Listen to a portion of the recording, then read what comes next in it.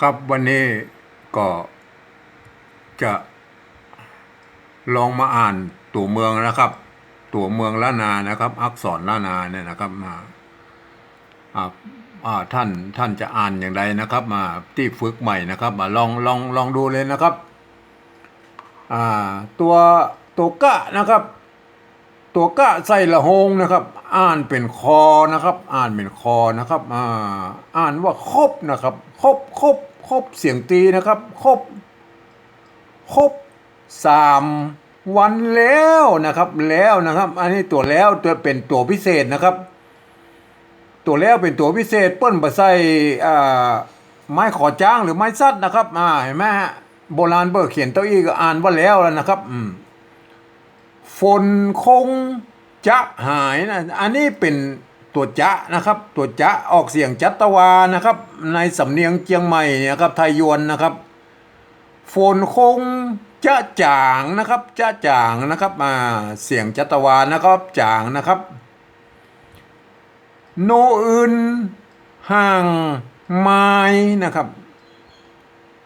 คงมดคงเสี่ยงนะครับเสี่ยงนะครับก็มาลูกนะครับตัวนี้ลูกนะครับตัวละนะครับตัวไม้ซัดเนี่ยแทนตัวกะนะครับอ่าแปลเป็นไม้กักนะครับแทนตัวกะนะครับในโบราณพวกก็เขียนนะครับอย่างนี้นะครับลูกนะครับแทนตัวกะก็อ่านว่าลูกนะครับก็มาลูกเดียวอ่านว่าเดียวนะครับส่วนมากว่าภาษาเหนือมันก็จะออกว่ามันจะเดียวนะครับเดียวนะมันเดียวเนี่ยมันภาษาไทยนะครับภาษาเหนือมันออกว่ากำเดียวนะครับเดียวเนี่ยมันผสมผสานกับเดียวกับเดียวนะครับมันกับกำเดียวนะกำเดียวฮะกำเดียวฮะมันไม่ใช่กำเดียวนะครับภาษาเหนือมันออกเป็นถ้าไปออก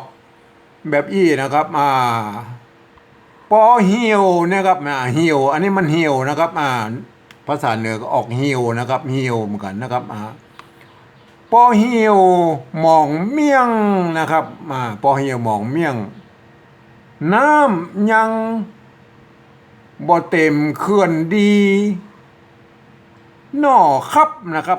ตัวกะใส่ละหงนะครับอ่านเป็นคอควายนะครับอ่านว่าครับนะครับไม่ใช่ลั่นลิ้นครับนะครับไม่ใช่ลั่นลิ้นเหมือนไทยนะครับตัวคอรอนะครับตัวกะใส่ละหงเพื่ออ่านตัวคอตัวเดียวนะครับอ่านครับนะครับอ่านว่าครับนะครับ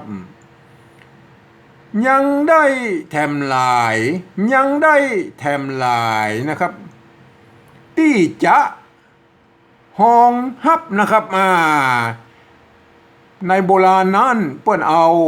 ตัวละนะครับเขียนแทนเสียงฮอในภาษาละนานะครับมีมา200-300 ปีแล้วนะครับ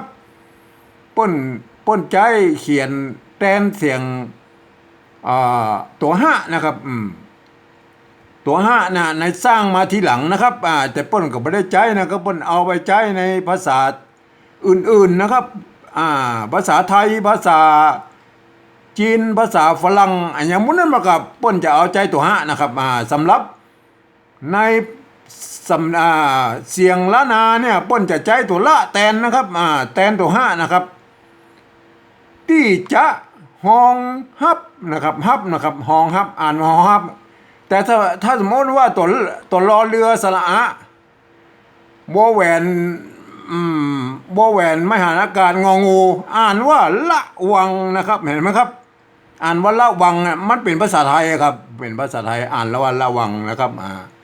ยังเป็นภาษาบาลีก็ต้องอ่านเป็นตัวรอเรือนะครับอย่างเช่นลัตติญาอย่างโมเนี่ยนะครับเห็นไหมครับจำไว้นะครับไว้ใจปีหน้าเฮาเฮยนะครับเฮานะครับ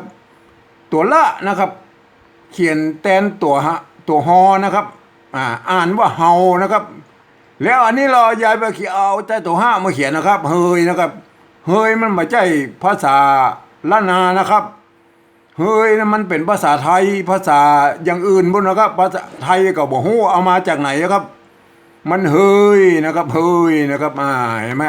เปิ้นก็ใหญ่ใจตัวฮะเขียนนะครับเฮยนะครับเข้าหน้าแล้งบ่มีอันนี้อ่านว่าบ่มีเป็นคำพิเศษนะครับตัวบะซ้อนมะไม้กี่จังบนเนี่ยอ่านว่าบ่มีนะครับบ่มีน้ำเหยนะครับน้ำเหยนะครับตุกตามเกยแม่คำปูจูตึงบ่อนะครับบ่อนี่เขียนได้สองแบบนะครับจะใส่ไม้เยาะหรือไม่ก็ได้อันนี้เป็นคำพิเศษนะครับถ้าสมมติว่าเขียนคำเต็มมันจะต้องเอามีอะกันย่อนนะครับเกาะอะกอน้ำบยนะครับอยู่ตรงลุ่มนี้นะครับไม้ก่อนะครับก็ใส่ไม้ก่อนั่นแหละเพียงแต่ว่าตัวนี้เปิ้นเฮ้เป็นคำพิเศษเหียเปิ้นเอาตัดไม้ก่อออกนะครับในโบราณนะครับเปิ้นอ่านว่าบ่อนะครับจะใส่ไม้เยาะหรือไม่ก็ได้นะครับก็แล้วแต่นะครับได้สองแบบนะครับตึงบ่อได้รับดีบ่าได้กินลาบลู่มันฮ้อนในใจว่างนะครับว่างนะครับเสียงเสียงตรีนะครับแล้วก็มีไม้สองน้อยอยู่ตรงนี้หมายของว่าซ้ำทั้งประโยคนี่นะครับ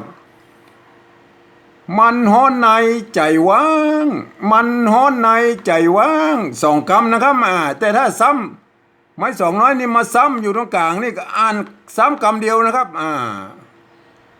ก็โปรดให้เข้าใจด้วยนะครับวันนี้ก็มีตัวเอียนะครับ